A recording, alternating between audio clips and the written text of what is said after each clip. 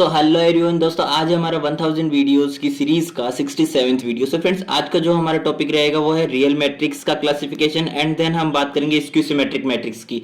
तो हम पहले बात करें क्लासिफिकेशन ऑफ रियल मैट्रिक्स आखिर क्या होता है। तो फर्स्ट ऑफ ऑल हमारी जो रियल मैट्रिक्स है वो 3 पार्ट्स में डिवाइडेड है। एक है सिमेट्रिक मैट्रिक्स, दूसरा है स्क्यू सिमेट्रिक मैट्रिक्स, तीसरा है ऑर्थोगोनल मैट्रिक्स।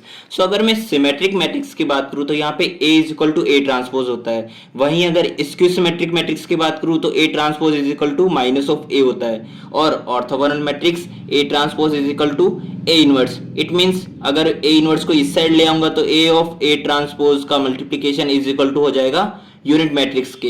दोस्तों लास्ट वीडियो में हम बात कर चुके हैं सिमेट्रिक मैट्रिक्स के बारे में, आज हम बात करेंगे स्क्यू सिमेट्रिक मैट्रिक्स की। तो देखो क्या होता है।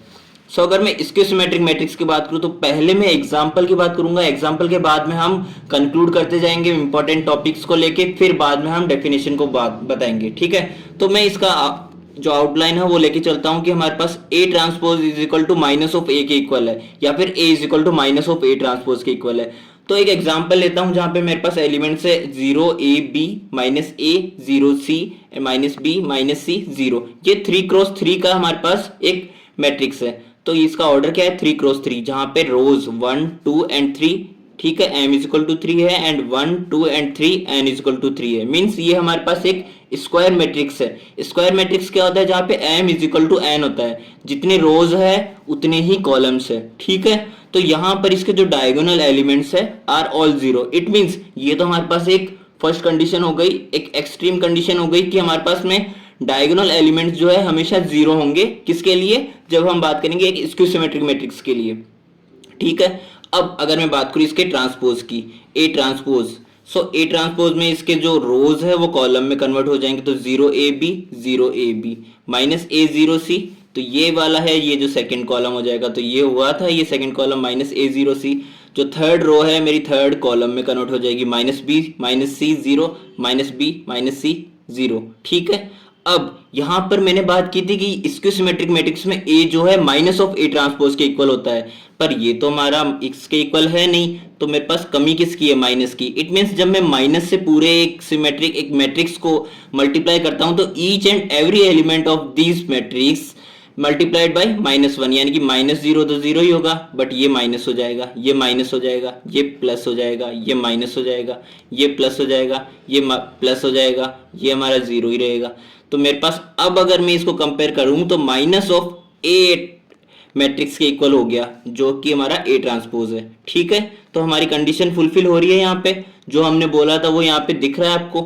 तो यहाँ पे अब हम बात करते हैं इसके लिए कंडीशंस क्या क्या रहेगी एक स्क्यू सिमेट्रिक्स होने के लिए।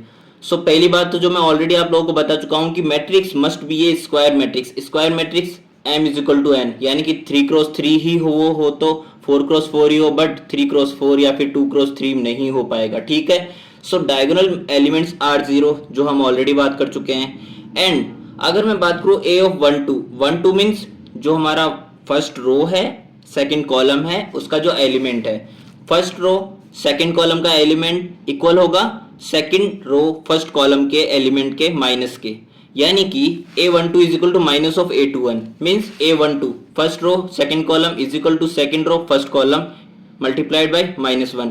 एज इट इज अगर बात करूं A31 अगर बात करूं तो थर्ड रो फर्स्ट कॉलम का जो एलिमेंट है वो किसके इक्वल होगा 1 3, यानी कि first row and third column के मल्टीप्लिकेशन ऑफ माइनस के, यानी कि A31 is equal to A13। As it is अगर A23 यानी कि A23 means second row third column, second row third column, C जो है किसके इक्वल होगा थर्ड रो सेकंड कॉलम के माइनस मल्टीप्लिकेशन के। ठीक है, तो देखो ये हमारे पास हो गई नॉन डायगोनल एलिमेंट्स के लिए। बट अगर डायगोनल एलिमेंट्स के लिए बात करूं तो मेरे पास में सभी के सभी जीरो होंगे एंड ये non diagonal elements minus of A of ij है तो A ऑफ ji के इक्वल होगा। ओके, फर्दर अगर मैं इसकी डेफिनेशन की बात करता हूं तो यहाँ पे definition of skew symmetric matrix हम क्या कंक्लूड कर सकते हैं कि A स्क्वायर मैट्रिक्स, जो मैं ऑलरेडी बता चुका हूं, is said to be skew symmetric if A transpose is equal to minus of A। और अगर A transpose is equal to A है तब हमारे पास सिमेट्रिक मैट्रिक्स हो जाएगा, बट अगर माइनस ऑफ A है तो हमारे पास क्या हो जाएगा स्क्यू सिमेट्रिक मैट्रिक्स।